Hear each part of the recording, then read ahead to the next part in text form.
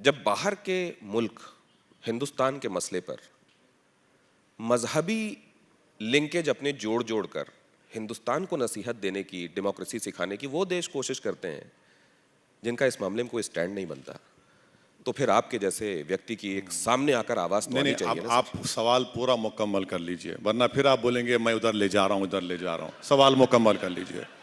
क्या आपको इसमें और तबसरे की जरूरत है सर? क्या इलैबोरेशन चाहिए आपको? सुनिए, अब आप 27 तारीख को बीजेपी के स्पोक्स पर्सन ने मोहतरमा ने अनाप शनाप बक दिया प्रॉफिट मोहम्मद सल्लल्लाहु अलैहि वसल्लम के बारे में।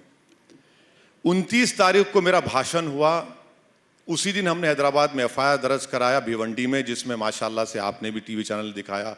आपका हेमंत साहब का शुक्रिया बहुत बहुत कि आपने हमारा भड़काऊ भाषण दिखाया, जिसमें हमने कहा था कि देश के प्रधानमंत्री को अपने स्पोक्स पर्सन के खिलाफ एक्शन लेनी चाहिए। वो मेरे भी प्रधानमंत्री हैं, मैं पॉलिटिकली उनके खिलाफ था और रहूंगा, मगर देश के प्रधानमंत्री कब हरकत में आते हैं जिससे देश की बेइज्जती जरूर हुई, मगर इसका जिम्मेदार मैं नहीं हूं, इसका जिम्मेदार देश के प्रधानमंत्री सरकार है।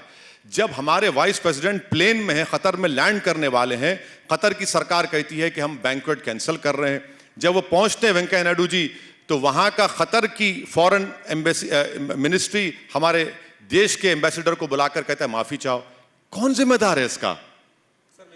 नहीं, मैं बहुत माफी के साथ, असद भाई बीच में रोक रहा हूं, माफ कीजिएगा, आपका एक रिदम है जिसको मैं तोड़ रहा हूं। बोलिए। मैंने आपसे सवाल कुछ और पूछा। मैंने आपसे सवाल, देखिए जिस समय उन देशों ने कहा, तो आप बेशक बाद में प्रधानमंत्री को कहते, आपको जो कहना था वो आपके प्रधानमंत्री हैं, लेकिन क्या उस समय आपको नहीं कहना चाहिए था कि आप कौन होते हैं हमको बताने वाले हमारे मसलों में? आप ये क्यों कहते हैं कि देखिए हम कह रहे थे तो नहीं सुना, वो कह रहे हैं तो आपने कार्रवाई की है, क्यों कहते हैं आप?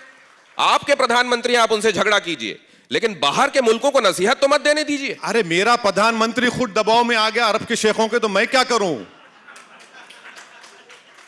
जब वो खुद दबाव में आ गया अरबों को, शेखों के, तो आप मुझे क्यों खड़ा कर रहे हैं? आप मुझसे क्यों पूछ रहे हैं? अच्छा, आज की मिसाल लीजिए।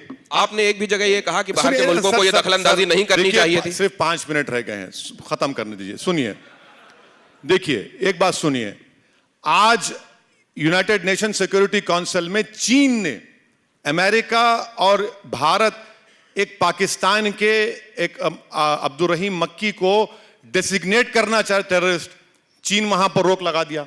हाँ, अब ब्रिक्स समिट में प्रधानमंत्री क्यों जा रहे हैं? बताइए, आप क्यों जा रहे हैं प्रधानमंत्री ब्रिक्स समिट में?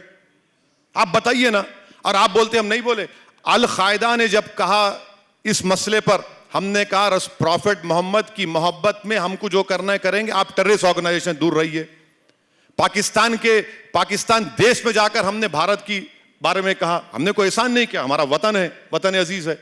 तो ये आपको पूछना, भाई आपको ये पूछना चाहिए था कि भारत के प्रधानमंत्री अरब ममालिक के आगे क्यों झुक गए? उनको नहीं झुकना चाहिए था और कहना चाहिए था कि हमारे पास डेमोक्रेसी है, हम देख लेंगे। मगर आपको 40% गैस आना है कतर से, 40% आपको ऑयल आना है, और फिर देखिए और सुनिए, आपको यह भी मालूम कि 80 लाख लोग वहां पर काम करते हैं, 55% रेमिटेंस आता है। भाई देश का प्रधानमंत्री अगर कमजोर पड़ जाता है तो इसकी जिम्मेदार मैं कैसा हूं? एक बात मैं लगातार ऑब्जर्व कर रहा हूं असद भाई, और अब आप इसमें बताइए, आपने, हाँ वो देख रहा हूं मैं कि सॉल्यूशंस आपके पास किन किन चीजों के। मैंने देखा प्रॉब्लम्स आपने बहुत सारी बताई, कौन कौन लोग जिम्मेदार हैं ये भी बता दिया आपने। अब क्योंकि विश्वगुरु की तरफ हम बात कर रहे हैं, क्या है सॉल्यूशंस आपके? मौजूदा दुश्वारियों का सॉल्यूशन बताइए। सॉल्यूशन एक ही है कि संविधान में जो इक्वालिटी और राइट टू इक्वालिटी की जो बात की गई है, देश की सरकार को अनबायस तरीके से काम करने की जरूरत है। देश की सरकार जब तक नफरत का चश्मा लगाकर भारत के लोगों को देखते रहेगी, जो उनसे पॉलिटिकली उनसे डिफरेंस रखते हैं, तो फिर गलती उनकी है। इसका सोल्यूशन एक ही है कि आपको सत्ता मिली है, अब आप 8वें साल में हैं। भाई 8 साल में आपने क्या किया बताइए ना। कहीं ऐसा तो नहीं है कि ये पूर्वाग्रह दोनों ही तरफ से हैं, दोनों ही तरफ से पूर्वाग्रह नहीं, बिल्कुल नहीं है, बिल्कुल नहीं है। आप ये जरूर कह सकते हैं कि एक डिक्टेटोरियल गवर्नमेंट के आगे अपोजिशन को जिस तरह का अपना रोल निभाना था वो निभा नहीं पा रही है, तो मैं कहूंगा हाँ, इसमें सच्चाई 50% है।